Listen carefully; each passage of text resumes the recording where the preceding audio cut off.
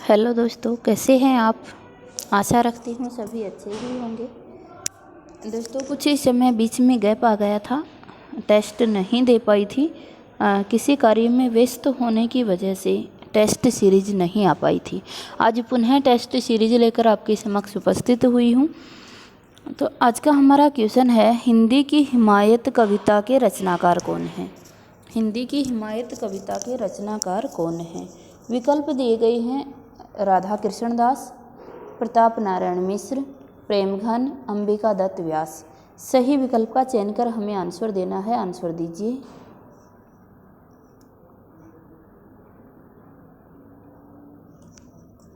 हमारा आंसर हो जाएगा बी, प्रताप नारायण मिश्र। हिंदी की हिमायत या हिमाकत मिलता है कहीं कहीं, हिंदी की हिमाकत या हिंदी की हिमायत रचना किसकी है। प्रताप नारायण मिश्र की रचना है। आप सभी जानते हैं कि प्रताप नारायण मिश्र का जो जन्म था वो कब हुआ था, 1856 ईस्वी में। और प्रताप नारायण मिश्र और राधाचरण गोस्वामी, प्रताप नारायण मिश्र प्लस राधाचरण गोस्वामी दोनों ने ही ब्रज भाषा का समर्थन किया था। कौन सी भाषा का समर्थन किया, ब्रज भाषा का समर्थन किया। और ये प्रताप नारायण मिश्र हिंदी के विरोधी कवि थे। बहुत बार क्वेश्चन पूछा जाता है, ध्यान रखिएगा कि कौन से कवि हिंदी के विरोधी कवि कहलाए थे। तो प्रताप नारायण मिश्र हिंदी के विरोधी कवि कहलाए और इन्होंने ब्रज भाषा का समर्थन किया था। इनके साथ साथ ही राधाचरण गोस्वामी ने भी ब्रज भाषा का समर्थन किया था, यानी ये खड़ी बोली के विरोधी कवि थे।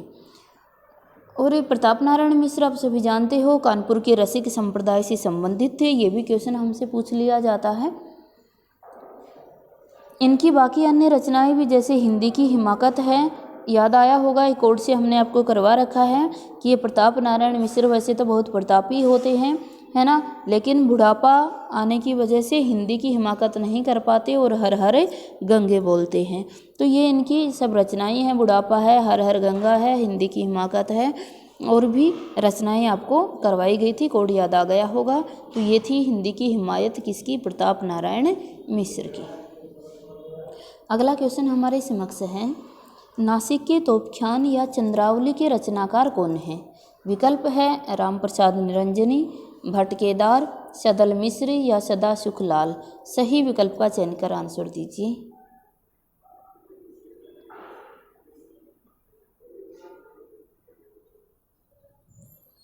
सभी जानते हैं आंसर क्या हो जाएगा, सी, सदल मिश्र। नासिक के तोपख्यान जो रचना है वो किसकी रचना है आपकी, सदल मिश्र की रचना है। सदल मिश्र, सदा सुखलाल, नियाज और ये चार जो हिंदी के गद्यकार माने जाते हैं। भारतेंदु पूर्व के कवि कहलाते हैं, मंडल के नहीं, उसे पूर्व के कवि कहलाते हैं। और ये तीनों ही गद्य के, चारों ही गद्य के लिए बहुत योगदान गद्य के लिए इन्होंने दिया था। कौन कौन थे, हमने एक निश्चित कोड बनाया हुआ है, कोड से आपको अच्छे से याद भी होगा, याद आ गया होगा। सदा सुखी रहोगे, हे इंसा के लाल, यदि माँ की सेवा, और यदि माँ की सेवा तक जो है, ये चार आपके गद्यकार माने जाते हैं। और इसके साथ दो और भी आते हैं आपके, राम लक्ष्मण की पूजा करोगे। तो एक लक्ष्मण है और एक शिव होता है। तो कोड बनाया था कि शिव लक्ष्मण और शिव की पूजा करोगे तो क्या कहलाओगे, सदा सुखी रहोगे। तो सदा सुखी से याद रहा था सदा सुखलाल। नियाज, सदा सुखी रहोगे, हे इंसा, तो इंसा अल्लाह खा, इंसा के लाल से लल्लू लाल हो गया था। और सदल से, सेवा से सदल मिश्र हो गया। तो ये चारों ही जो थे ये आपके गद्यकार माने जाते हैं। देखिए, अब ये जो सदल मिश्र थे, इनकी रचना थी नासिक के तोपखान। नासिक के तोपखान के बारे में एक कथन आता है और बहुत बार पूछा जाता है कि जो नासिक के तोपखान रचना है यह किस पर आधारित है। तो यह आपके यजुर्वेद के कठोपनिषद है। यजुर्वेद का कठोपनिषद पर आधारित है, जिसमें नचिकेता की कथा का वर्णन है। तो ये क्वेश्चन कई बार पूछ लिया जाता है कि नासिक के तोपखान में किसका वर्णन है। तो किसका है, नचिकेता। नचिकेता का इसमें वर्णन दिया गया है आपका। और ये आपकी यजुर्वेद के कठोपनिषद पर आधारित रचना है। किसकी है? सदल मिश्र की। अगला क्वेश्चन देखिए। अगला क्वेश्चन है, जयशंकर प्रसाद द्वारा रचित मुक्तक छंद का ऐतिहासिक कविताएं कौन सी हैं? मुक्तक छंद की ऐतिहासिक कविताएं कौन कौन सी हैं? विकल्प दिया गया था करुणालय, प्रलय की छाया, शेरसिंह का शस्त्र समर्पण और उपर्युक्त तीनों। सही विकल्प का चयन कर आंसर दीजिए। जयशंकर प्रसाद की मुक्तक छंद में रचित ऐतिहासिक रचनाएं कौन सी हैं?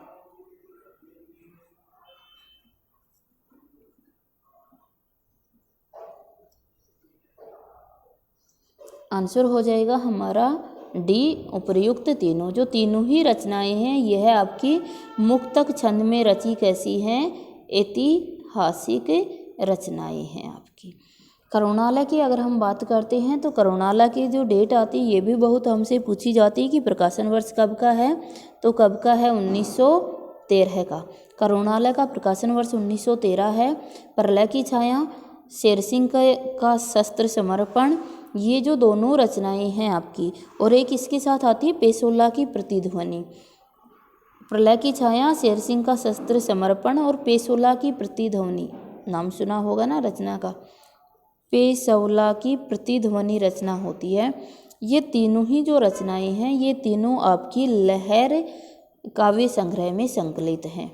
तीनों रचनाएं किसमें संकलित हैं? लहर में संकलित हैं। और लहर का कार्यकाल क्या है, यानी लहर का प्रकाशन वर्ष क्या है? 1933 ईस्वी।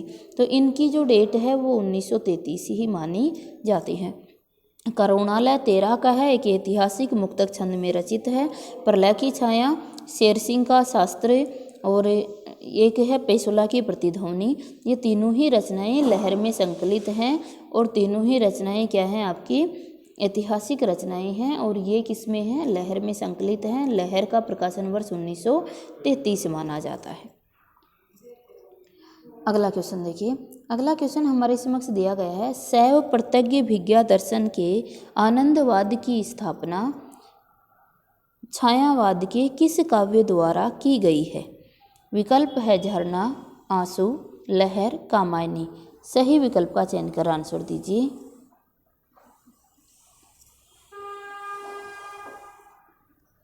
आंसर हमारा हो जाएगा डी, कामायनी।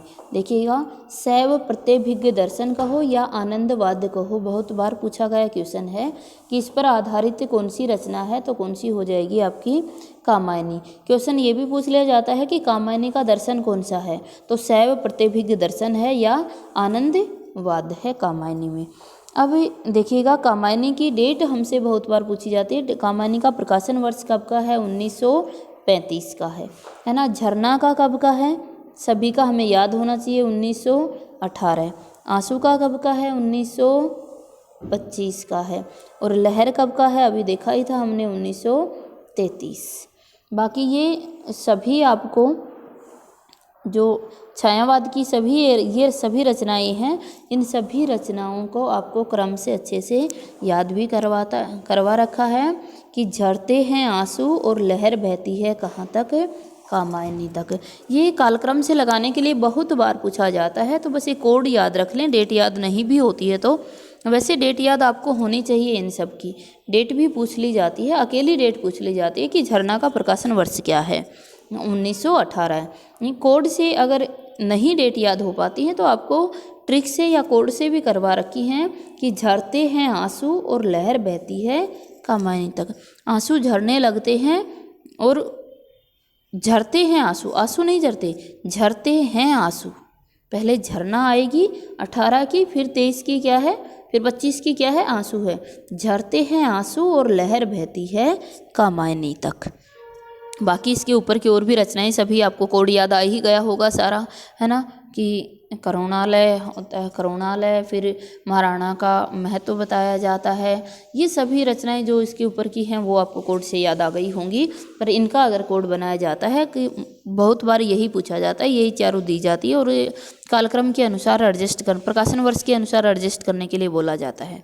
तो याद रखिएगा, झरते हैं आंसू और लहर बहती है कामायनी तक। वैसे कामायनी में सर्ग कितने हैं, ये इससे पीछे की क्लास में आपको बता चुके थे कि कामायनी में कितने सर्ग हैं, 15 सर्ग हैं। और ये जो 15 सर्ग हैं इनको भी क्रम से हमसे पूछ लिया जाता है कि इनका सही क्रम क्या होता है। तो थोड़ा सा बता देते हैं, ये चिंता से शुरू होते हैं और आनंद पर ख़त्म हो जाया करते हैं। बाकी कोड पीछे की वीडियो में बता दिया गया था। आप सभी को याद भी आ गया होगा कि कामायनी के जो 15 सर्ग हैं उनका सही क्रम क्या है। अगला क्वेश्चन देखिए। अगला क्वेश्चन है, 2 महायुद्धों के बीच पनपी हिंदी काव्य प्रवृत्ति का नाम क्या है? विकल्प है छायावाद, प्रगतिवाद, हालावाद या प्रयोगवाद। सही विकल्प का चयन कर आंसर दीजिए।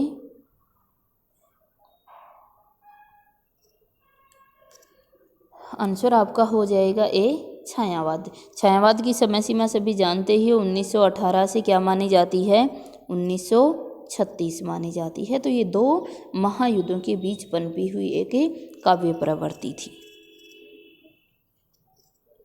अगला क्वेश्चन है, छायावाद के युगारंभ में रचित काव्य ग्रंथों में सर्वप्रथम छायावती प्रवृत्तियों के दर्शन किस कृति में होते हैं? विकल्प दिए गए हैं, निराला की अनामिका में, पंत की वीणा में, महादेवी वर्मा की निहार में, जयशंकर प्रसाद की झरना में। सही विकल्प का चयन कर आंसर दीजिए।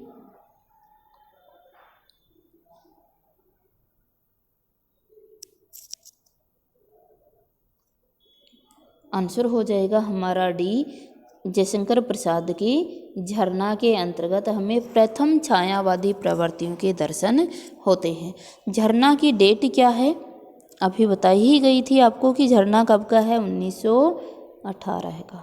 और ये जो झरना है इसे छायावाद की प्रथम प्रयोगशाला भी कहा जाता है। ध्यान रखिएगा, छायावाद की प्रथम प्रयोगशाला किसको कहा जाता है? प्रयोगशाला आपकी झरना को ही कहा जाता है। जयशंकर प्रसाद की रचना का जो काव्य संग्रह है झरना, उसे छायावाद का प्रथम प्रयोगशाला कहा जाता है।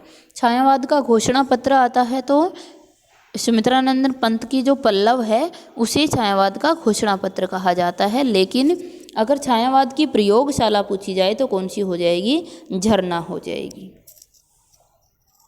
अगला क्वेश्चन देखिए।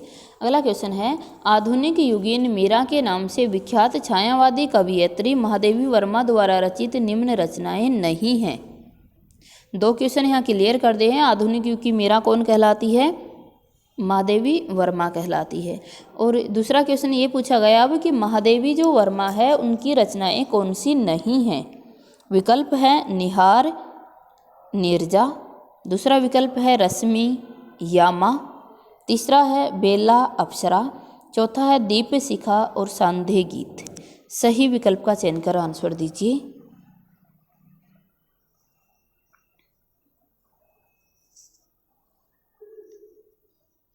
सभी जानते ही आंसर क्या हो जाएगा? सी हो जाएगा। बेला और अप्सरा जो हैं ये आपकी महादेवी वर्मा की रचनाएं नहीं हैं। किसकी हैं? निराला जी की रचनाएं। किसकी हैं? निराला की रचनाएं हैं। कोड याद आ गया होगा, है ना। बेला इनकी एक काव्य रचना है और जो अप्सरा है ये इनका अप्सरा अलका पर निरप्रभाव रहे निराला, है ना। ये कोड आपको अच्छे से याद करवा रखा है। तो जो बेला और जो अप्सरा है ये रचनाएं किसकी हैं? आपकी निराला जी की हैं। बाकी सभी रचनाएं किसकी हैं? महादेवी वर्मा की हैं। अगर डेट थोड़ी सी देखना चाहें कि नीरजा की डेट क्या है तो क्या आ जाएगी? 1935। नीरजा कब की है? 1935 की है। अगर निहार की बात करते हैं तो निहार कब की हो जाएगी? 1930 की रचना हो जाएगी, है ना। रश्मि कब की है? 32 की है। और यामा कब की है? 40 की। यामा की डेट बहुत पूछ ली जाती है, याद होनी चाहिए। यामा कब की है? 40 की है। दीप शिखा कब की है? आपकी 42 की है। और सांध्य गीत कब का है? 1936 का है। डेट याद नहीं है तो कोड से भी हमने बहुत अच्छे से याद किया था। महादेवी वर्मा ने निहारा नीरजा को रश्मि रेखा में, निहारा नीरजा को रश्मि रेखा में और सांध्य गीत गाया किसमें? यामा में। यानी ये सभी ऊपर की रचना निहार है, नीरजा है, रश्मि रेखा है, या संध्या गीत है, ये सभी यामा के अंदर संकलित हैं। तो ये जिससे दीप शिखा पर दीप से दीप जल गए, तो ये सारा कोड हमें याद आ ही गया होगा। ये सभी रचनाएं हैं महादेवी वर्मा की, लेकिन बेला और जो अप्सरा है ये रचनाएं किसकी है? निराला जी की हैं। बेला से कोड याद आया होगा ना, बेला नए पत्ते, है ना, नए पत्ते और फूल लेकर, बेला और नए पत्ते और फूल लेकर आती है, अर्चना करती है, आराधना करती है, ये कोड याद आ गया होगा, है ना। तुलसीदास से मिलने आते हैं, कहते हैं कुत्ते कुकुर मुक्ता, यानी है ना, को हमने कुत्ता बनाया था, और फिर उसके बाद ये सभी रचनाएं आ जाती हैं आपकी, याद आया होगा कोड, ये किसकी है? निराला जी की। अगला क्वेश्चन देखिए, अगला क्वेश्चन है, प्रकृति के सुकुमार कवि सुमित्रा नंदन पंत की पहली कविता का नाम क्या था? क्वेश्चन 2 क्लियर किए हैं, ध्यान दीजिएगा कि प्रकृति के सुकुमार कवि किसे कहा जाता है। ये क्वेश्चन भी बहुत बार पूछ लिया जाता है, किसको? सुमित्रा नंदन पंत को। पंत को प्रकृति का सुकुमार कवि कहा जाता है।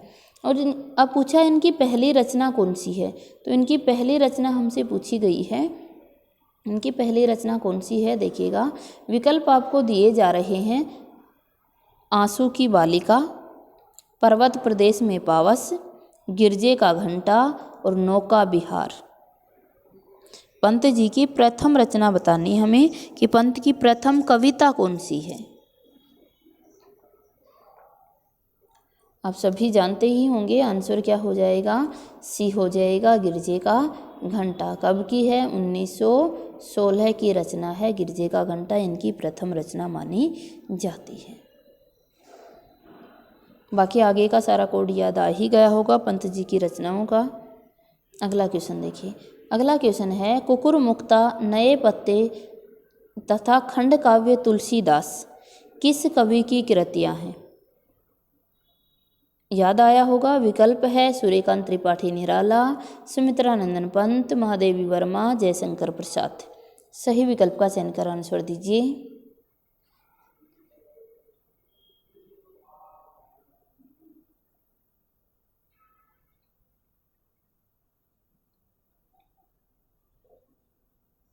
आंसर क्या हो जाएगा आपका? आंसर हो जाएगा सूर्यकांत त्रिपाठी निराला जी की रचना है। निराली बात होती है ना, तो ये निराला जी की बात होती है। ये जो कुकुर मुक्ता हुआ करता है, देखिए कुकुर मुक्ता से संबंधित अनेक क्वेश्चन यहाँ पूछ लिए जाते हैं कि कुकुर मुक्ता किस प्रकार की रचना है, तो एक प्रगतिवादी रचना है, प्रगतिवादी। कुकुर मुक्ता इनकी एक प्रगतिवादी रचना है। और इसमें जो गुलाब शब्द का प्रयोग, गुलाब जो है वो किसका प्रतीक है आपका? जो गुलाब है, जो कुकुर मुक्ता है, ये एक प्रगतिवादी कहो या मार्क्सवादी कहो, एक ही बात है, प्रगति। भाई बस थोड़ा सा ध्यान दीजिएगा, कुकुर मुक्ता प्रगतिवादी रचना है, प्रगतिवादी रचना है आपकी, या मार्क्सवादी भी कह सकते हो। मार्क्सवाद है जो, वही क्या है? प्रगतिवाद है, मार्क्सवाद। और जो कुकुर मुक्ता है, ये कुकुर मुक्ता में गुलाब किसका प्रतीक है पूछा जाता है हमसे।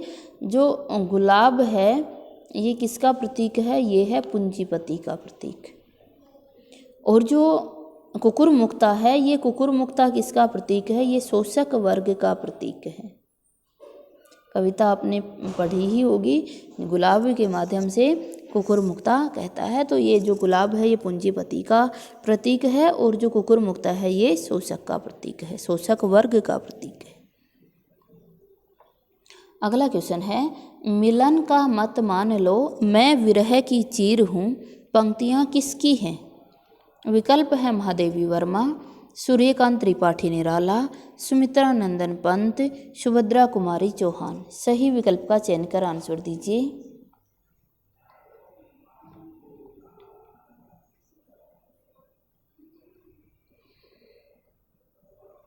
आंसर हो जाएगा हमारा ए, महादेवी वर्मा की हैं। ये पंक्तियाँ महादेवी वर्मा की हैं। और अभी पीछे जो एचटेट का एग्ज़ाम था, जो एचटेट था, एचटेट पीजीटी में ये रचना, ये पंक्ति पूछी गई थी आपकी कि मिलन का मत मान लो, मैं विरह की चीर हूँ। पंक्तियाँ किसकी हैं? तो आंसर क्या हो जाएगा? महादेवी वर्मा की हैं। अगर पंक्तियाँ किसी रचना से ली गई हैं ये पूछे तो किससे ली गई हैं? ये आपकी संध्या गीत से ली गई है, संध्या गीत से ली गई है। मिलन का मत मान लो, मैं विरह की चीर हूँ, ये महादेवी वर्मा के संध्या गीत से ली गई है। अगला क्वेश्चन है, इंसा अल्लाह खां द्वारा रचित प्रसिद्ध कथा कृति का नाम क्या है? विकल्प है प्रेम सागर, सुख सागर, रानी केतकी की कहानी, नासिक के तोपख्यान। सही विकल्प का चयन कर आंसर दीजिए।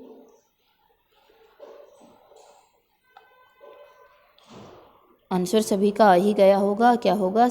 रानी केतकी की कहानी। हमने कि वैसे याद भी नहीं रहता तब भी एक सिंपल कोड बनाया था कि जो रानी केतकी की कहानी है, जो इंसा अल्लाह खां है, इनकी रचना थी दरिया ए लताफत और रानी केतकी की कहानी। ये दो रचनाएं इनकी मानी जाती हैं।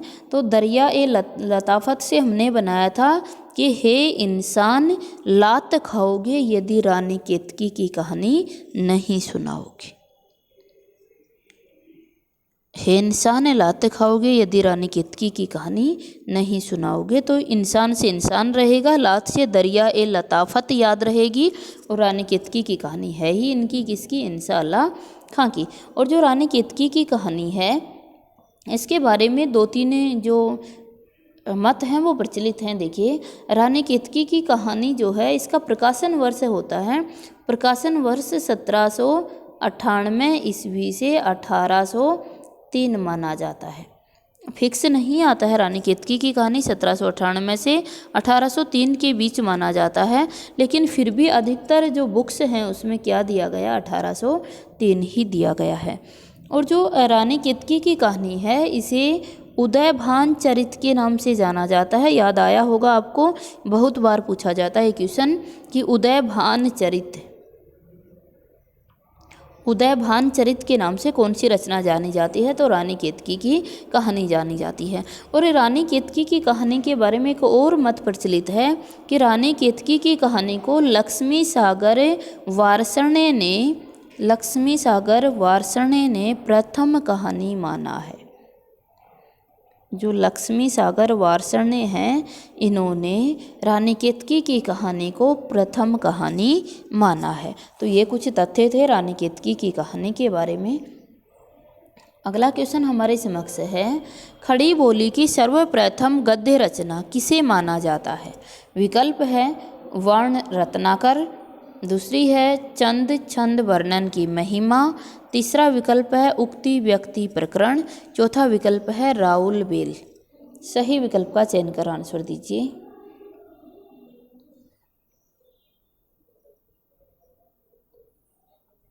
आंसर आ जाएगा बी, चंद छंद वर्णन की महिमा। जो चंद छंद वर्णन की महिमा है यह गंग कवि की रचना है, सभी जानते ही हो आप, गंग कवि की रचना है और ये पहली गद्य रचना मानी जाती है। खड़ी बोली की पहली गद्य रचना मानी जाती है। चंद छंद वर्णन की महिमा गंग कवि के द्वारा ये रचित है। अगला क्वेश्चन है, सुख सागर की रचना किस गद्यकार ने की? विकल्प है लल्लू लाल जी ने, सदा सुखलाल ने, इंसा अल्लाह खां ने या सदल मिश्र ने। सही विकल्प का चयन कर आंसर दीजिए।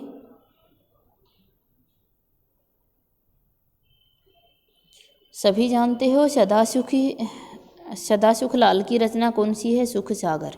तो आंसर क्या हो जाएगा? बी, सदा सुख लाल। जो सुख सागर है ये सदा सुख लाल की रचना है। और सदा सुख लाल कहाँ के रहने वाले थे? दिल्ली के रहने वाले थे, है ना। हमने कोड भी बनाया था कि ये जो दिल्ली के रहने वाले ने ये सदा सुखी रहते हैं, सुख सागर में खोए रहते हैं और सुरासुर निर्णय भी ले लेते हैं। तो सुरासुर निर्णय इनका एक निबंध था सदा सुख लाल का, और सुख सागर इनकी एक रचना है। सदा सुख लाल की जो सुख सागर है इसके बारे में एक और कथन पूछा जाता है कि सुख सागर किस पर आधारित है? तो सुख सागर किस पर आधारित है? आपके विष्णु पुराण पर आधारित है, ये ध्यान रखना। और जो सदासुख लाल हैं इनको नियाज नाम से भी जाना जाता है। ये भी बहुत बार पूछा गया है कि नियाज नाम से कौन जाने जाते हैं, तो सदासुख लाल जाने जाते हैं। अगला क्वेश्चन है, हरीश चंद्र चंद्रिका को किस नाम से ख्याति मिली है? विकल्प है भारतेंदु मैगजीन, हरीश चंद्र पत्रिका, भारतेंदु पत्रिका या हरीश चंद्र मैगजीन। सही विकल्प का चयन कर आंसर दीजिए।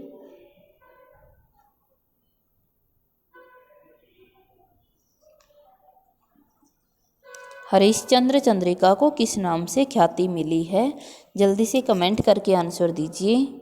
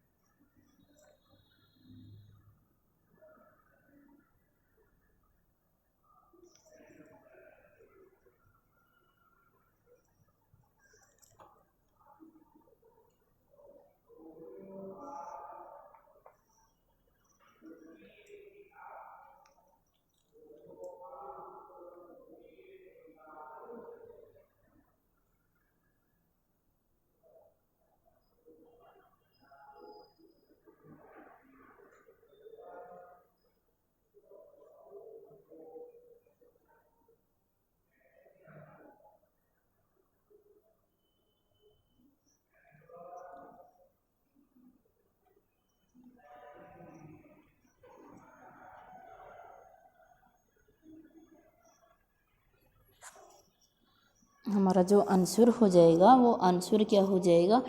सॉरी दोस्तों, पानी पीने चली गई थी, अब थोड़ी प्यास लग रही थी इसलिए पानी पीने चली गई थी। आंसर क्या हो जाएगा हमारा? आंसर हो जाएगा D for dog, Harishchandra magazine के नाम से ख्याति इनको प्राप्त हुई थी। और हरिश्चंद्र जो मैगजीन है ये कब निकली थी आपकी? इसका जो थोड़ा सा ध्यान दीजिएगा, हरिश्चंद्र जो मैगजीन है ये 8वें अंक तक इसका जो प्रकाशन हुआ था वो 1873 में हुआ था, 1873 में। और इसका जो 8वां अंक प्रकाशित हुआ, 8वें अंक तक इसका जो नाम था वो नाम क्या था? वो नाम था हरिश्चंद्र मैगजीन। और इसके बाद जो 9वां अंक हुआ, 9वां अंक प्रकाशित हुआ, तो वो जो 9वां अंक था वो किस नाम से जाना जाने लगा? हरिश्चंद्र चंद्रिका के नाम से जाना जाने लगा। तो ये भी पूछा जा सकता है कि हरिश्चंद्र जो मैगजीन है इस कौन से अंक का नाम हरिश्चंद्र चंद्रिका पड़ा? तो 8 अंक तक ये प्रकाशित हुई, तब तक हरिश्चंद्र मैगजीन के नाम से ही जानी जाती थी। और उसके बाद जो 9वां अंक था उसमें यह किसे? हरिश्चंद्र चंद्रिका के नाम से जाने लगी। ये किस प्रकार की पत्रिका थी? 1873 में इसका प्रकाशन होने लगा था। यह एक मासिक पत्रिका थी और काशी से प्रकाशित होती थी। अगला क्वेश्चन है, राजा राम मोहन राय ने राष्ट्रीय विकास में योग के लिए किस भाषा को विशेष समर्थन दिया? विकल्प है लोक भाषा, हिंदी भाषा, अंग्रेजी भाषा या संस्कृत भाषा। सही विकल्प का चयन कर आंसर दीजिए। आंसर हो जाएगा हमारा सी, अंग्रेजी भाषा। राजा राम मोहन राय ने किसका समर्थन, राष्ट्रीय विकास के लिए किसका समर्थन किया था? अंग्रेजी भाषा का समर्थन किया। अगला क्वेश्चन हमारे समक्ष दिया गया है, नव जागरण काल का सर्वाधिक प्रभाव किस साहित्य पर पड़ा? बहुत बार पूछा जा चुका क्वेश्चन है। नव जागरण काल का सर्वाधिक प्रभाव किस साहित्य पर पड़ा? विकल्प है संस्कृत साहित्य पर, हिंदी साहित्य पर, बंगला साहित्य पर या पंजाबी साहित्य पर। सही विकल्प का चयन कर आंसर दीजिए।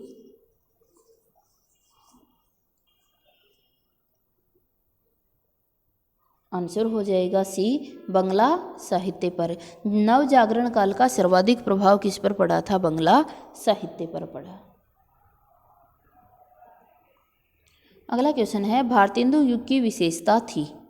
पहला विकल्प दिया गया, पद के क्षेत्र में प्राचीनतम का आग्रह और गद्य में नवीनता का आग्रह। दूसरा है राजभक्ति के साथ साथ देशभक्ति का उदय। तीसरा है पद्य के समान ही गद्य का भी विकास। और चौथा है उपरोक्त सभी विशेषताएं सही हैं। सही विकल्प का चयन कर आंसर दीजिए। दोस्तों आंसर तो सभी ने निकाल ही दिया, क्या हो जाएगा, डी हो जाएगा। लेकिन एक बार ये जो सभी विशेषताएं हैं भारतेंदु युग की, इन विशेषताओं को ये सभी विशेषताएं हमारे दृष्टिगोचर हो जाएं, हम देख लें एक बार सभी को, है ना, और याद भी कर लें। ये बहुत बार अलग अलग तरीके से पूछी जाती हैं। अगला क्वेश्चन है, प्रेम की मल्लिका, फुलवारी, सरोवर, माधुरी और अश्रु तरंग किसकी रचनाएं हैं? विकल्प है नंददास, परमानंद दास, भारतेंदु हरिश्चंद्र, सियाराम शरण गुप्त। सही विकल्प का चयन कर आंसर दीजिए।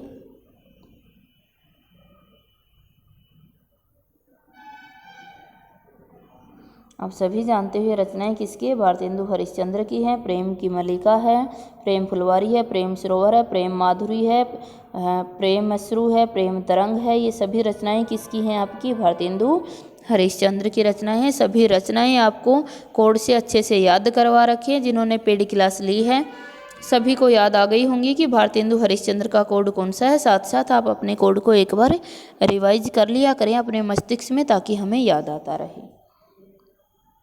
सभी कोड को मैं यहाँ रिपीट नहीं कर सकती हूँ क्योंकि वीडियो बहुत लंबी हो जाएगी, तो आपको याद आ जाना चाहिए। अगला क्वेश्चन है, नीचे दी गई पुस्तकों के नाम पढ़कर निश्चित कीजिए कि कौन सी पुस्तक भारतेंदु हरिश्चंद्र द्वारा रचित नहीं है। विकल्प है विनय प्रेम पचासा, प्रेम दीपक, वेणुगीति या वर्षा विनोद। कौन सी हरिश्चंद्र द्वारा रचित नहीं है? सही विकल्प का चयन कर आंसर दीजिए।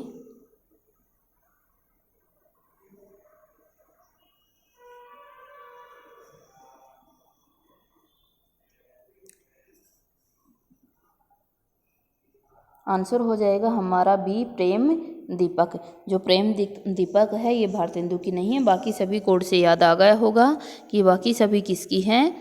भारतेंदु की रचनाएं हैं।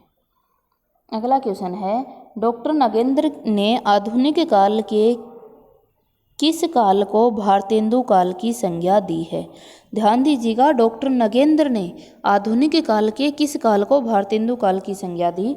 विकल्प है 1857 से 1900 ईस्वी, 1900 से 1918 ईस्वी, 1918 से 1938 ईस्वी या इनमें से कोई नहीं।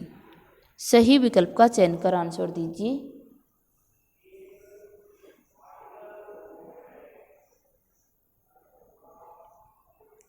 आंसर आ जाएगा ए, 1857 से 1900 ईस्वी।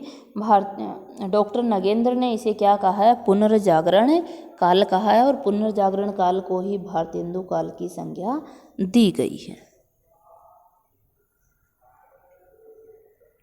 अगला क्वेश्चन देखिए। अगला क्वेश्चन है, किस काल में कविता राम दरबार की चार दीवारी से बाहर निकलकर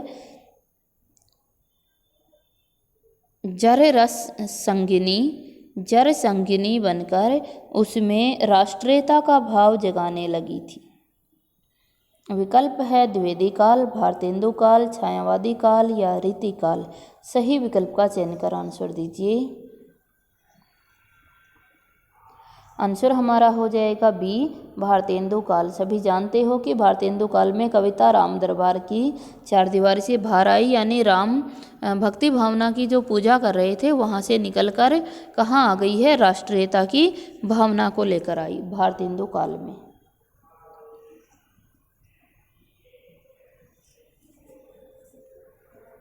अगला क्वेश्चन है, भारतेंदु युग में सनातन धर्म के प्रचार में किस साहित्यकार ने महत्वपूर्ण भूमिका निभाई?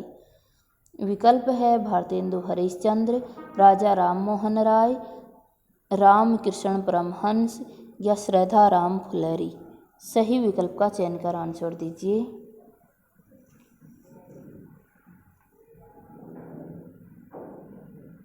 आंसर हो जाएगा डी, श्रद्धाराम फुलेरी। सनातन धर्म के प्रचार में किसने साहित्यिक भूमिका निभाई? श्रद्धाराम फुलेरी ने। अगला क्वेश्चन है, लेखक चातुष्टय का महत्व हिंदी साहित्य की किस विधा के विकास के लिए आंका जाता है?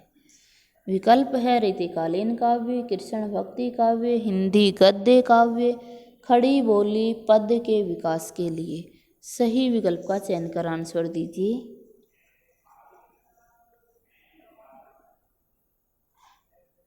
आंसर क्या आ जाएगा? हिंदी गद्य।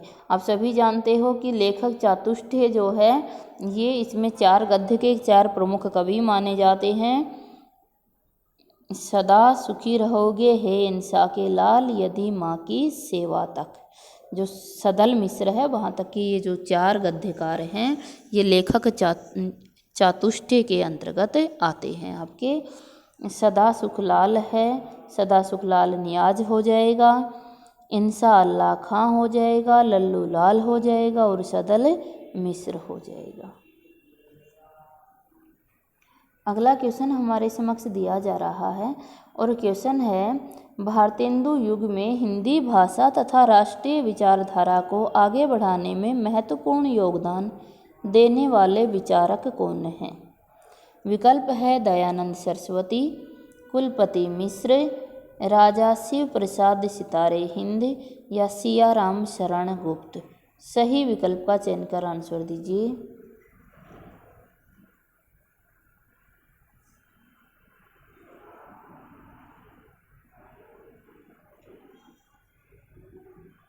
आंसर आ जाएगा हमारा ए, दयानंद सरस्वती ने हिंदी भाषा और राष्ट्रीय विचारधारा को आगे बढ़ाने का योगदान दिया।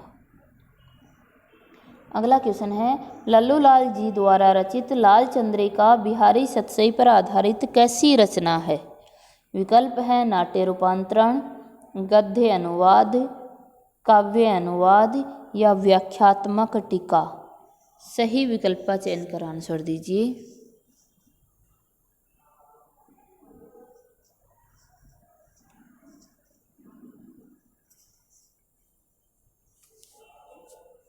हमारा आंसर हो जाएगा डी, व्याख्यात्मक टीका लिखी गई थी। लल्लू लाल जी द्वारा रचित जो लाल चंद्रिका है ये बिहारी सतसई पर आधारित एक व्याख्यात्मक टीका है।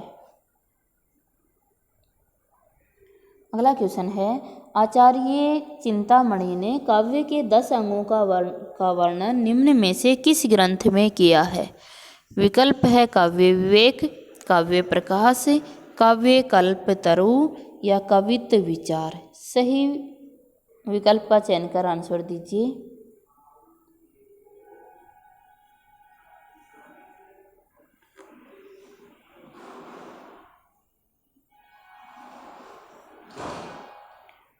आंसर आ जाएगा काव्य प्रकाश। काव्य प्रकाश जो है यह आपके मम्मट के ग्रंथ पर आधारित है।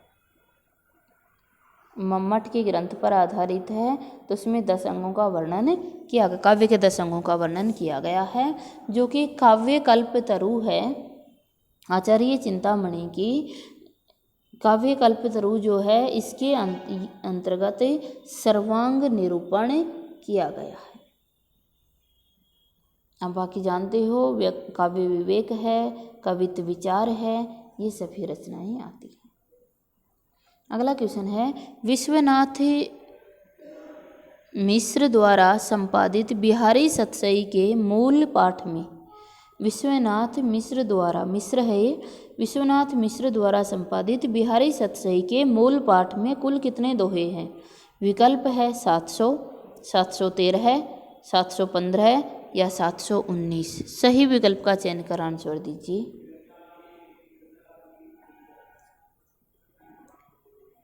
आंसर आ जाएगा हमारा बी, 713। मूल में पूछा मूल पाठ में कितने हैं, तो मूल पाठ में 713 हैं और बाद में कितने हुए थे? 719 हो गए थे और 719 से बढ़ाकर भी क्या कर दिया गया था? 726 कर दिया गया था। तो जो भी विकल्प हमारे समक्ष हो, या तो क्वेश्चन का हम बेस देखेंगे कि क्वेश्चन कैसे बनाया गया। अगर मूल में पूछे तो 713 ही थे, उसके बाद 719 हुए और अब 726 माने जाते हैं। सभी अगर विकल्प में हो और फिर दोहे पूछे जाए तो किसी के अकॉर्डिंग पूछे जाएंगे कि किसने कितने दोहे माने हैं। अगर कॉमन पूछा जाता है तो हम जो भी एक ऑप्शन होता है उसको चुन देते हैं। अगला क्वेश्चन है, मतीराम ने नायिका भेद का वर्णन करने के लिए जिस कृति की रचना की उसका नाम क्या है? विकल्प है ललित ललाम, रसराज, अलंकार पंचासिका या वृत्त कौमुदी। सही विकल्प का चयन कर आंसर दीजिए।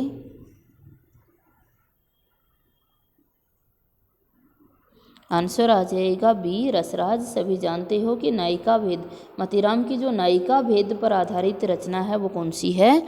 रसराज। अगला क्वेश्चन है, प्रेम दीपक, प्रेम वाटिका, प्रेम तरंग, प्रेम चरित, देव शतक आदि किस कवि की रचनाएं हैं? विकल्प है भारतेंदु हरिश्चंद्र, मतीराम, देव या पद्माकर।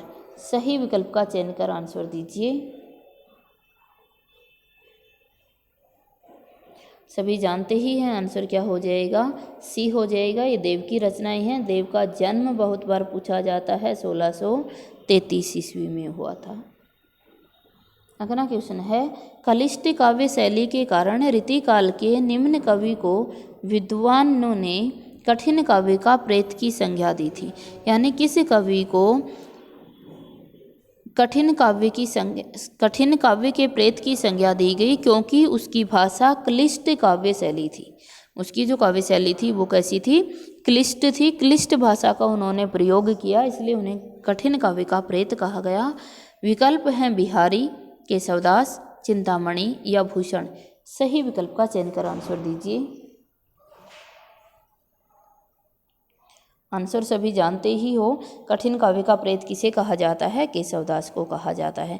और किस रचना के कारण कहा गया था? तो इनकी जो रचना थी चंद्रिका, उसी चंद्रिका के कारण इन्हें कहा गया था। जो केशवदास की जो रचना थी लाल चंद्रिका, उसी के कारण इन्हें कठिन काव्य का प्रेत कहा गया था। और कहा किसने था? तो आचार्य रामचंद्र शुक्ल ने कहा। ये भी बहुत बार पूछा जा सकता है कि केशवदास को कठिन काव्य का प्रेत किसने कहा था? आचार्य रामचंद्र शुक्ल ने कहा था। और ये अपनी भाषा का जो प्रभुत्व है वो कौन सी रचना में दिखाना चाहते थे? तो कौन सी में? इनकी जो लाल चंद्रिका रचना है उसके अंतर्गत इन्होंने कलिष्ट शैली का प्रयोग किया था। और इसीलिए ये क्या कहलाते हैं? केशवदास जी जो हैं वो आपके कठिन काव्य के प्रेत कहलाते हैं। अगला क्वेश्चन देखिएगा,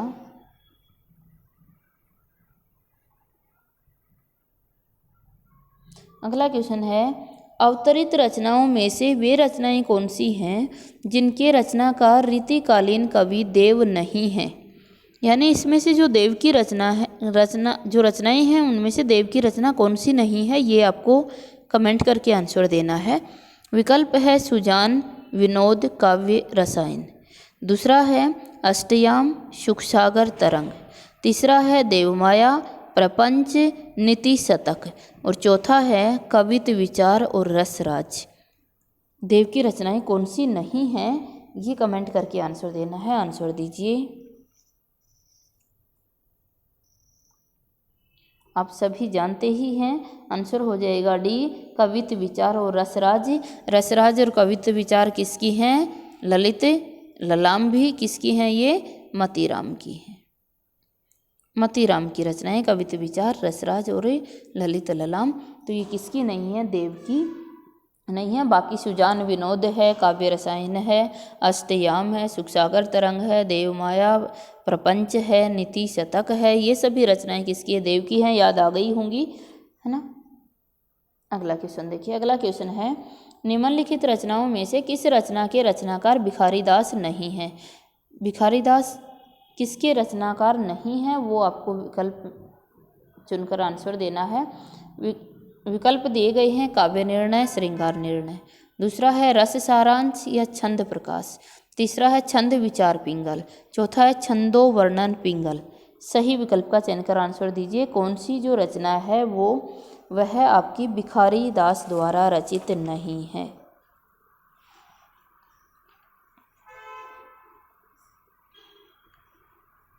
आंसर हो जाएगा हमारा सी, छंद विचार पिंगल जो रचना है यह है आपकी देव की। यह आपकी किसकी नहीं है? यह रचना भिखारी दास की नहीं। भिखारी दास की बाकी रचनाएं याद आ ही गई होंगी। भिखारी दास को हमने भीख मांगने वाला बनाया था याद करने के लिए, है ना, कि ये जो भिखारी दास होते हैं ना, ये काव्य का निर्णय ही खुद कर लेते हैं, है ना। श्रृंगार भी बहुत अधिक श्रृंगार करके रहते हैं, ऐसे बोलते हैं जैसे सारा रस का सारांश इन्हीं को आता है ना। और छंदों पर भी प्रकाश डालते रहते हैं। तो ये सब भीख मांगने वाले करते हैं बस, यानी कि ये सभी भिखारी की हैं। और किसकी नहीं, कौन सी नहीं है? छंद विचार पिंगल इनकी रचना नहीं है। अगला क्वेश्चन है, अंग दर्पण और रस प्रबोध निम्न में से किस कवि की रचनाएं हैं? विकल्प है कवितोष, रसलीन, केशवदास या बिहारी। सही विकल्प का चयन कर आंसर दीजिए।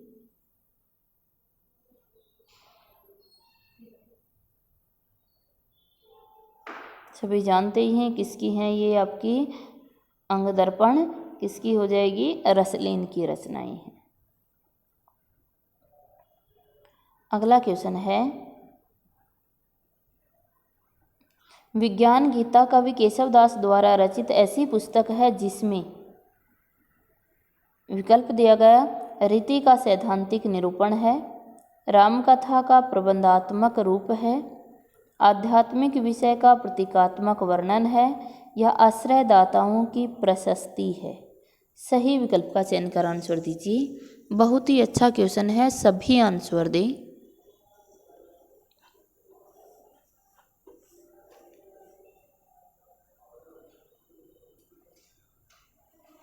केशवदास की जो विज्ञान गीता है जिसका प्रकाशन कब हुआ था?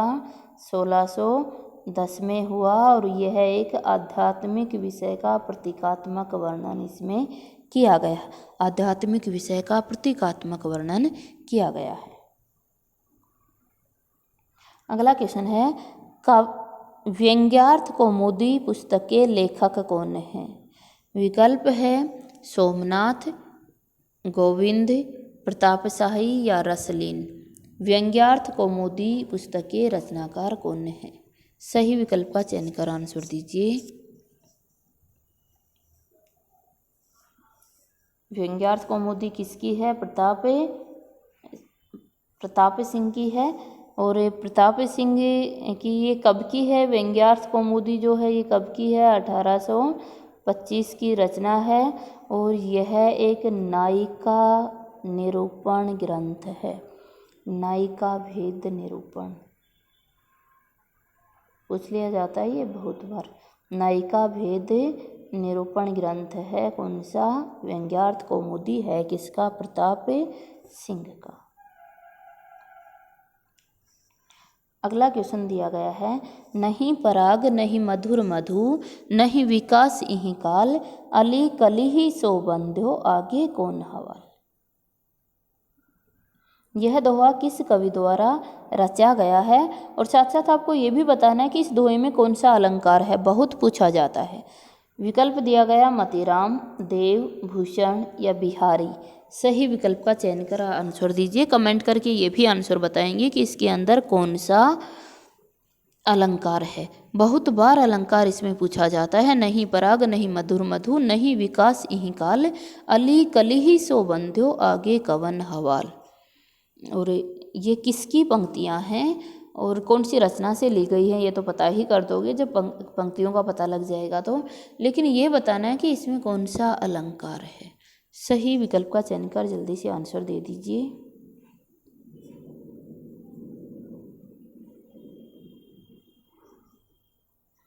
आंसर आ जाएगा डी, बिहारी का है। सभी जानते ही बिहारी सतसई से लिया गया है। और बिहारी सतसई एक आपकी मुक्तक रचना है, मुक्तक काव्य है। और ये जो दोहा लिया गया है, नहीं पराग नहीं मधुर मधु, इसके अंदर अगर अलंकार पूछा जाता है तो सभी ने कमेंट करके आंसर दिया। कौन सा अलंकार होगा? जिसने नहीं दिया उसे भी आंसर देना है। जल्दी से आंसर दीजिए तभी आगे क्वेश्चन पे बढ़ेंगे कि इसमें कौन सा अलंकार है, बहुत बार पूछा जाता है। चलिए आंसर बता देते हैं क्या हो जाएगा। अन्योक्ति अलंकार है। कौन सा है? अन्योक्ति अलंकार। अन्योक्ति अलंकार वह अलंकार होता है जिसमें अप्रस्तुत को प्रस्तुत के माध्यम से समझाने का प्रयास किया जाता है। अप्रस्तुत उपमेय को प्रस्तुत उपमान के माध्यम से समझाने का प्रयास किया जाता है। तो जो कवि बिहारी थे इन्होंने राजा जयसिंह के लिए इस दोहे का निर्माण किया था। आप सभी जानते हो राजा जयसिंह की नवविवाहित पत्नी जो अभी विकसित भी नहीं हुई थी और उसके प्रेम में राजा इतना आसक्त हो गया था कि राजकाज का कार्यभार देखना छोड़ दिया था। तो उसी के लिए बिहारी ने दोहा कहा था, नहीं पराग नहीं मधुर मधु नहीं विकास इहीं काल अली कलही सो बंधो आगे कौन। हवाल के अभी तो जो भौरा है वो कली के अंदर ही बंध गया है, जिस कली का अभी विकास भी नहीं हुआ है। जब ये विकसित होगी तो इस भौरे का क्या हल होगा। तो ये कहकर राजा जयसिंह को संबोधित इन्होंने किया और राजा जयसिंह को समझ भी आ गया और राजपाट संभालने लग गए और बिहारी को अपना दरबारी कवि बना लिया। अगला क्वेश्चन है, काव्यांग विवेचन संबंधी कुलपति मिश्र की रचना का नाम क्या है। विकल्प है रसराज, रसविलास, रस रहस्य या रस बोध। सही विकल्प का चयन कर आंसर दीजिए।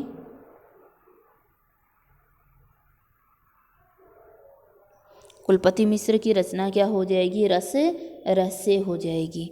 कुलपति मिश्र की जो रस रहस्य रचना है ध्यान दीजिए वो कैसी है, काव्यांग विवेचन ग्रंथ है और इसका जो प्रकाशन था वो कब का था, 1670 ईस्वी का माना जाता है। अगला क्वेश्चन है, नीचे दी गई पद्य पंक्तियों में कौन सी पंक्तियाँ गोस्वामी तुलसीदास की नहीं हैं। ये 4 पंक्तियाँ दे रखी हैं, इनको पढ़कर आपको ये बताना है कि कौन सी तुलसीदास की नहीं है। पहली पंक्ति है, ढोल गंवार शूद्र पशु नारी ये सब हैं ताड़न के अधिकारी। दूसरा है, शिवद्रोही ममदास कहावा सो नर मोही सपने नहीं पावा। तीसरी है, सेवक सेव्य भाव बिना भव न तरही उर्गाही। चौथी है, प्रेम रस रुचिर बैराग तुमड़ी में पूरी ज्ञान गुदड़ी में अनुराग सो रतन लय।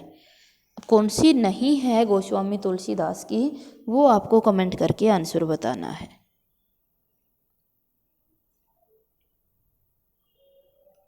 आंसर हो जाएगा हमारा कौन सा, डी फॉर डॉग। आप सभी जानते हैं कि जो प्रेम रस रुचिर बैराग तुमड़ी में पूरी ज्ञान गुदड़ी ये किसका नहीं है, आपके गोस्वामी तुलसीदास की पंक्ति नहीं है। बाकी तीनों पंक्तियां ढोल गंवार शूद्र पशु नारी ये भी किसकी है, तुलसीदास जी की है। शिवद्रोही ममदास कहावा ये भी तुलसीदास की है। सेवक सेव्य भाव बिना भाव ये भी तुलसीदास की ही पंक्तियां हैं। अगला क्वेश्चन है, वेद धर्म दूर गयो भूमि चोर भूप गए। वेद धर्म दूर गए भूमि चोर भूप गए किस कवि की पंक्तियां हैं। विकल्प आपके समक्ष दिए जा रहे हैं, कबीरदास, तुलसीदास, दादू दयाल या रैदास। सही विकल्प का चयन कर आंसर दीजिए।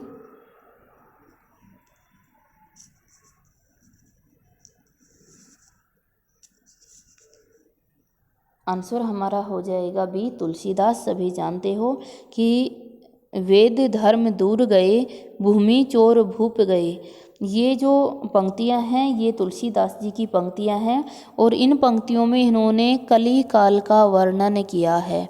और कली काल का वर्णन किसमें किया है, रामचरितमानस के उत्तरकांड में कली काल का वर्णन किया गया है और वहाँ से ली गई ये पंक्तियां हैं।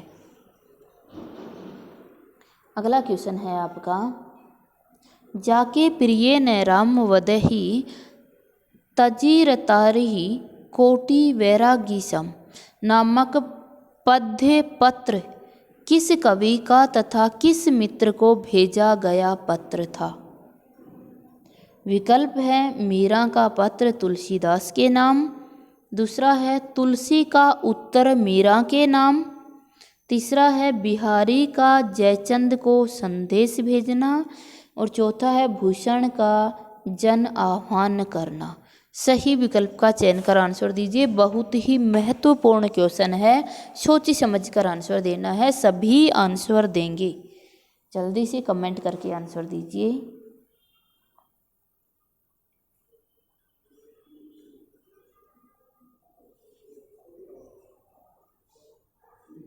दोस्तों हमसे आंसर हमारा हो जाएगा ए। हमसे पूछा गया पत्र, ये पत्र किसका था? तो पत्र भेजा था मीरा ने तुलसीदास के नाम। और इस पत्र का जो उत्तर था जिसमें ये पंक्तियाँ लिखी गई थी, वो उत्तर किसने दिया था? तुलसीदास ने मीरा के नाम ये उत्तर भेजा था आपका। तो ध्यान दीजिए, अगर पत्र पूछा जाता है तो मीरा का पत्र तुलसीदास के नाम लिखा गया था। और इसका जो उत्तर दिया गया था तुलसीदास ने विनय पत्रिका में इसका उत्तर दिया था, और विनय पत्रिका से ली गई ये पंक्तियाँ हैं आपकी। लेकिन ये जो पंक्तियाँ से संबंधित जो पत्र था, वो पत्र भेजा किसने था? मीरा ने भेजा था तुलसीदास के नाम। और इस पत्र के जवाब में विनय पत्रिका लिखी गई थी। और ये विनय पत्रिका जो थी ये किसकी के द्वारा लिखी गई? तुलसीदास के द्वारा। किसके नाम लिखी गई थी? किसका उत्तर दिया गया था इसमें? मीरा का उत्तर दिया गया था। अगला क्वेश्चन है, छायावाद के संकर संज्ञा किस कवि को दी गई? यानी छायावाद के संकर कौन से कवि कहलाए? विकल्प है मुकुटधर पांडे, श्रीधर पाठक, जयशंकर प्रसाद या सूर्यकांत त्रिपाठी निराला। सही विकल्प का चयन कर आंसर दीजिए।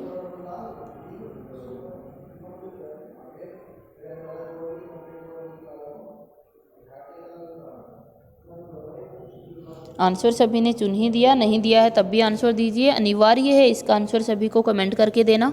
जो भी देख रहा है सभी कमेंट करके आंसर दें, क्योंकि ये एक ऐसा क्वेश्चन है जो हर एग्ज़ाम में पूछे जाने की संभावना, चाहे टीजीटी दे रहे हो, चाहे पीजीटी दे रहे हो, चाहे नेट दे रहे हो, कहीं भी ये क्वेश्चन पूछा जा सकता है कि छायावाद के संकर की संज्ञा किसे दी गई है।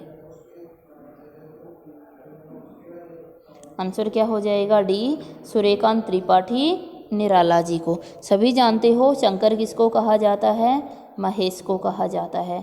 और महेश की संज्ञा किसे दी गई है? निराला जी को दी गई है। तो आंसर क्या हो जाएगा कि छायावाद के शंकर किसे कहते हैं? सूर्यकांत त्रिपाठी निराला जी को। अगला क्वेश्चन है, छायावाद के ब्रह्मा का श्रेय किसे प्राप्त है? विकल्प है सुमित्रानंदन पंत, जयशंकर प्रसाद, महादेवी वर्मा, माखनलाल चतुर्वेदी। सही विकल्प का चयन कर आंसर दीजिए। ब्रह्मा किसे कहा गया था? जयशंकर प्रसाद को कहा गया। ये सभी लिखवा रखे हैं आपको अच्छे से। अगला क्वेश्चन देखिए। अगला क्वेश्चन है, छायावाद स्थूल के प्रति सूक्ष्म का विद्रोह है, यह कथन किसका है? विकल्प है डॉक्टर नकेंद्र, श्रीधर पाठक, जयशंकर प्रसाद, सूर्यकांत त्रिपाठी निराला। सही विकल्प का चयन कर आंसर दीजिए। आंसर हो जाएगा हमारा ए, डॉक्टर नगेंद्र का। स्थूल के प्रति सूक्ष्म का विद्रोह किसने कहा था? नगेंद्र ने। हमने कोड से भी याद किया था, ये नगेंद्र है ना, इसको नगीना बनाया कि नगीना क्या होता है? सूक्ष्म सा होता है, लेकिन अपनी छाप कैसी छोड़ता है? स्थूल छोड़ देता है। तो स्थूल के प्रति सूक्ष्म का विद्रोह किसने कहा था? नगेंद्र ने कहा था। अगला क्वेश्चन है, सुमित्रानंदन पंत की किस रचना पर साहित्य अकादमी पुरस्कार प्रदान किया गया? विकल्प है लोकायतन, कला और बूढ़ा चांद, ग्राम्या या युगांत। सही विकल्प का चयन कर आंसर दीजिए। साहित्य अकादमी सभी जानते ही, बहुत अच्छे से याद करवा रखे हैं आपको। किस पर मिला था?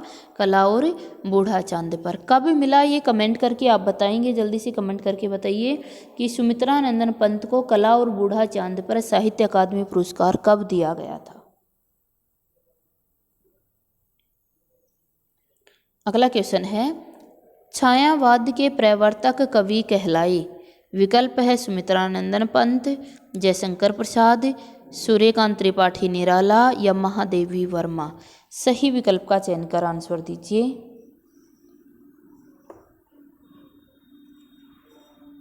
आंसर आ जाएगा हमारा जयशंकर प्रसाद। छायावाद के प्रवर्तक कवि कौन कहलाए? जयशंकर प्रसाद कहलाए। अगला क्वेश्चन है, छायावाद के प्रथम काव्य प्रयोक्ता कौन थे? छायावाद शब्द का सर्वप्रथम प्रयोगकर्ता कौन थे? ये क्वेश्चन पूछा है इन्होंने। यानी छायावाद के प्रथम काव्य प्रयोक्ता कौन थे? विकल्प है जयशंकर प्रसाद, मुकुटधर पांडे, श्रीधर पाठक या सुमित्रा नंदन पंत। बहुत बार पूछा गया क्वेश्चन है और आशा रखती हूँ सभी कमेंट करके आंसर देंगे। दोस्तों आप आंसर नहीं देते हो, है ना, मन ही मन में रख ले, तो जो मन में है उसे बाहर भी तो निकालो, अपने हाथ भी साथ साथ क्रिया करें, ऐसी आपकी सोच होनी चाहिए। तो कोई नहीं देख रहा आप लोगों को, ऐसा मत सोचिएगा कि हमें कोई और देख रहा है तो देखने दीजिएगा भाई। जैसे हम हैं, हम अपने आप से धोखा नहीं कर सकते हैं, हम समाज से छुपा सकते हैं लेकिन अपने आप से कभी नहीं छुपा सकते। आप सबको पता है कि आपकी तैयारी कितनी है, तो फिर आंसर देने में क्या हर्ज है।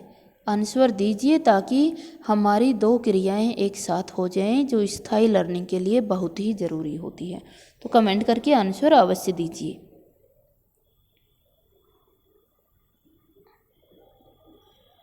आंसर क्या हो जाएगा हमारा, बी हो जाएगा मुकुटधर पांडे। मुकुटधर पांडे को छायावाद का प्रथम प्रयोक्ता माना जाता है। छायावाद शब्द का सर्वप्रथम प्रयोग किया था मुकुटधर पांडे ने। और ये हमारे आज के क्वेश्चन थे दोस्तों। कल पुनः आपके समक्ष इसी समय पर उपस्थित होते हैं, लेकिन उसके लिए एक शर्त रहेगी कि सभी कमेंट करके आंसर देंगे। आप लोग आंसर नहीं देते हो तो भाई आप लोगों के लिए ही ये सीरीज लेकर आती हूँ। इतनी मेहनत आप जानते हो कि कितना समय लग जाता है कि क्वेश्चन की डिटेल बताते हैं और फिर जाके ये वीडियो आपके समक्ष जो है वो आती है और साथ साथ आपको अन्य जानकारियाँ भी बताते रहते हैं। तो ये सभी आपके ही लिए करना पड़ता है। तो आपको भी इतना तो होना चाहिए कि हम कमेंट करके आंसर तो दे दें, इसमें आपकी ही भलाई है। जैसे आप कहते हैं ना, बार बार एक अध्यात्म में आता है कि हथेली क्यों बजवाई जाती है। कभी सोचा कि हमसे हथेलियाँ क्यों बजाई जाती हैं, तालियाँ क्यों बजाई जाती हैं। सामने वाले को तो इससे मोटिवेशन मिलता ही मिलता है, लेकिन हमारे भी मस्तिष्क के लिए, मस्तिष्क को स्वस्थ रखने के लिए ये बहुत ज़रूरी होता है।